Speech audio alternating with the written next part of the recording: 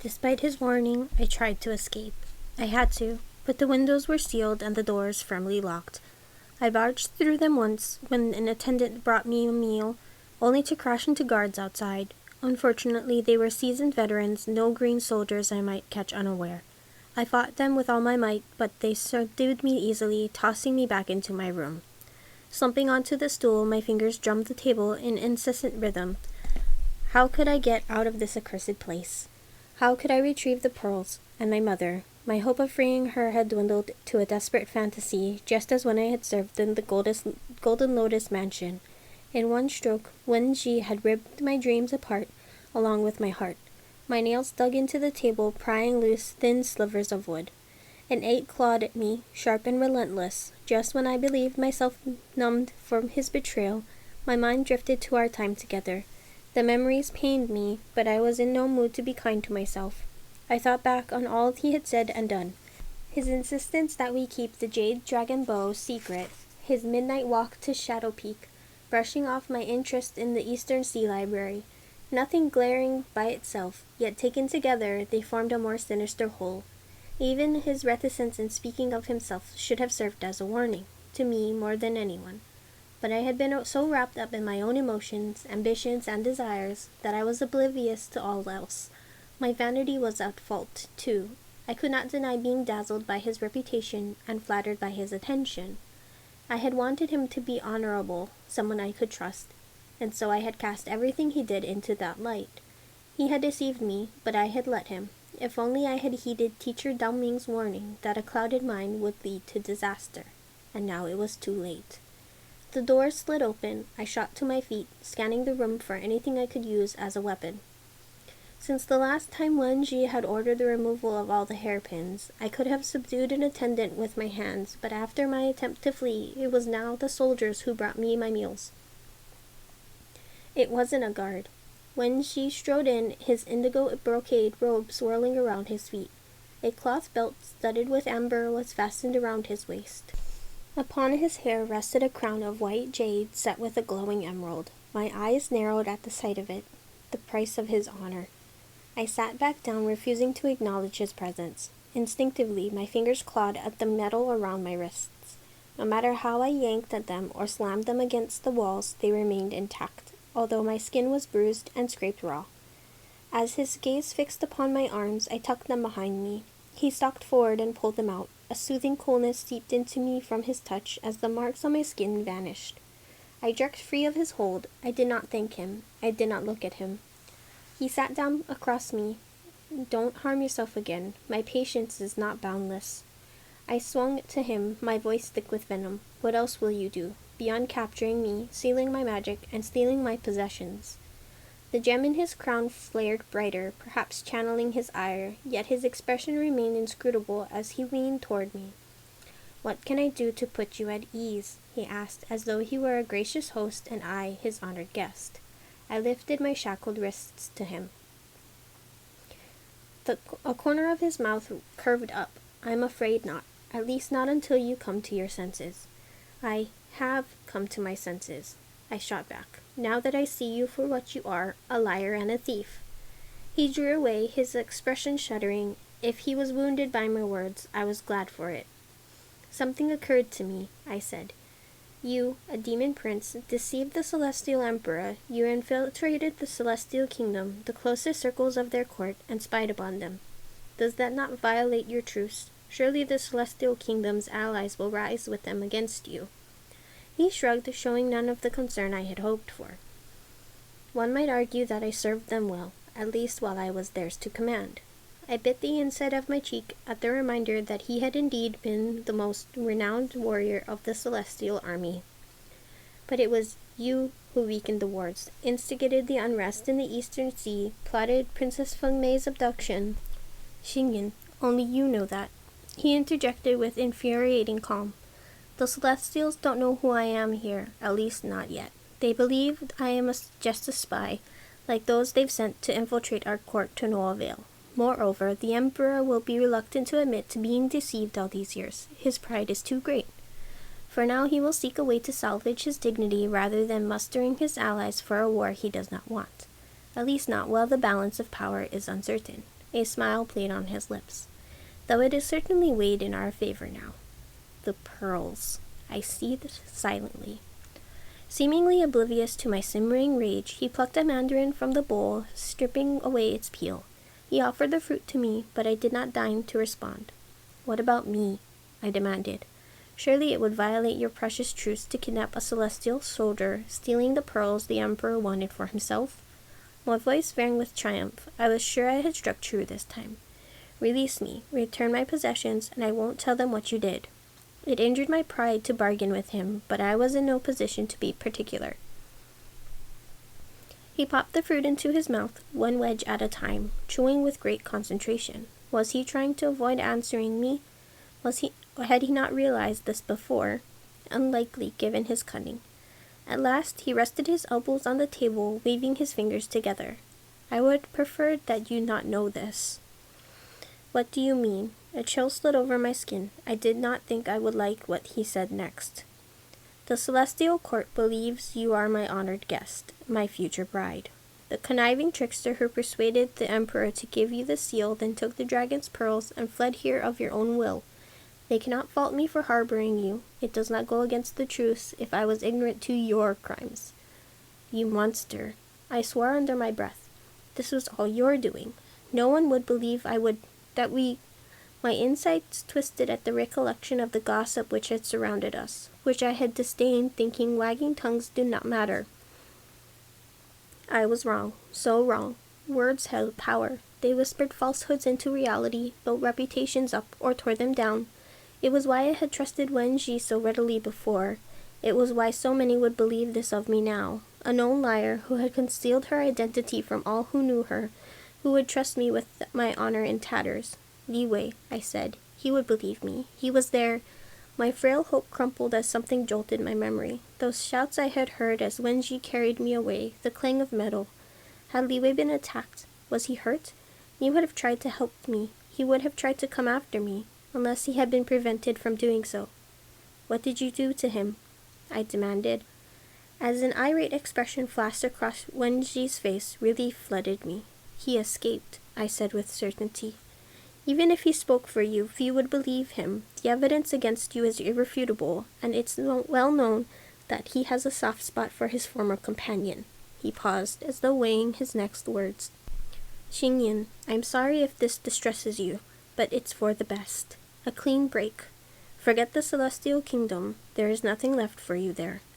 He spoke gently, and in that moment, I hated him. The enormity of what he had done crashed over me, my body clenching in terror. If the Emperor believed I had betrayed him, what would he do to my mother? Would he still honor his promise not to harm her? I had to go back to set this right. His mouth opened to speak again, but then a soldier rushed in. He bowed low as he said urgently, "Your Highness, the Celestial Army—" "Not now," Wenji bit out. The soldier stiffened before turning on his heel and hurrying away, closing the doors after him. "Celestial Army?" My tone lifted with mild interest, though I burned to know. A heartbeat of hesitation was the only sign of his unease. Just the usual trouble at our borders. I feigned indifference, even as my mind spun, trying to make sense of what I had heard. That soldier had hurried to relay urgent news about the Celestial Army, and Wenji's sharp response was not unlike his usual self. This was no simple matter of unruly troops at the border. Something more serious was afoot. Something he wanted to hide from me. How smoothly he lied, I realized with a twinge in my chest. But I was no longer so easily deceived. The moment he left, I rushed to the doors. They were crafted from ebony with a solid panel of wood at the bottom, the top half latticed with a pattern of interlocking circles lined with white silk. I crouched low to hide my silhouette from the other side. Wenji's voice reached my ears, low and muffled. "Double the guard. Should anything unexpected happen, or if she tries to escape again, inform me at once." Armor clinked, perhaps the soldiers bowing. The thought of having my guard doubled infuriated me. How would I ever escape now? Bunching up my long skirt, I sank onto the floor. The marble was hard and cold, but perhaps I might hear something of import. I must have sat there for hours, with my back pressed against the doors, until my neck ached and my legs were cramped. Twice I leapt to my feet and rushed away at the creak of wood. The sun sank lower, my room falling deeper into shadow. Yet I had learned nothing beyond the favorite meals of my guards, their family histories, the immortals they fancied. With a sigh, I rose to pace the floor, trying to settle the ceaseless churning in my gut. By the window I paused. Over 1,000 soldiers had gathered below, their black armor gleaming like an ocean of night. Wen Ji stood upon a dais in front of them, addressing the troops as he usually did before an impending confrontation.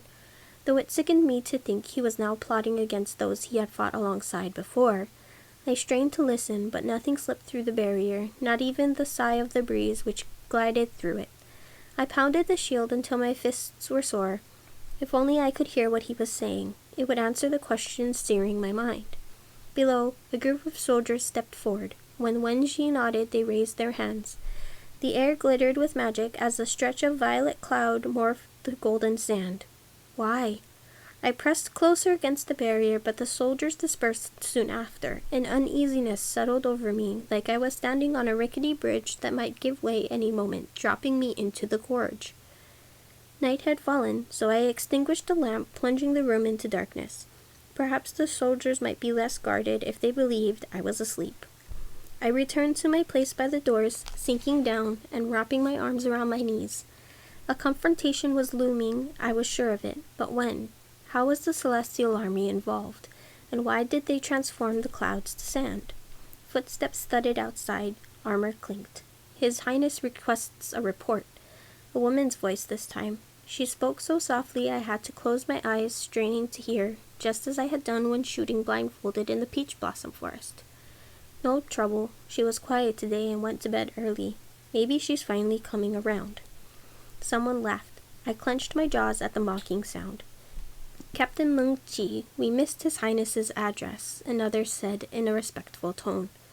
Do you have any news for us? My ears pricked up. A captain. She might be better informed.